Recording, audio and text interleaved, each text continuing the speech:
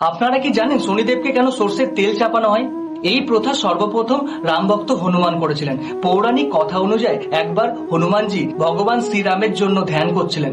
তখনই সেখানে শনিদেব আসেন এবং বজরংবলীকে যুদ্ধের জন্য আহ্বান দিতে থাকে। শনিদেব তখন অহংকারের কারণে বলে বসেন, তুমি কেন? তোমার প্রভু শ্রীরাম আমার কিছু করতে পারবে না। এরপরে হনুমানজি প্রচন্ড রেগে যান এবং তার গদা দিয়ে শনিদেবের উপর প্রহার করতে থাকেন।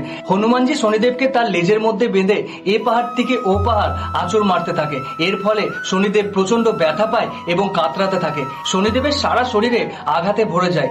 এরপর শনিদেব প্রচন্ড কষ্ট পেতে থাকে। এই কষ্ট দেখে রামভক্ত হনুমানের প্রচন্ড খারাপ লাগে। এরপর তিনি শনিদেবের গায়ে সর্ষের তেল লাগিয়ে দেয়। এতে শনিদেব অনেকটা আরাম পায়। এরপরই শনিদেব বললেন, আজকের পর থেকে আমার শরীরে যারাই তেল ঢালবে তাদের উপর থেকে আমার কোনো কুপ্রভাব থাকবে না। তো ভিডিওটা ভালো লাগলে চ্যানেলটিকে সাবস্ক্রাইব করে কমেন্টে জয় শ্রীরাম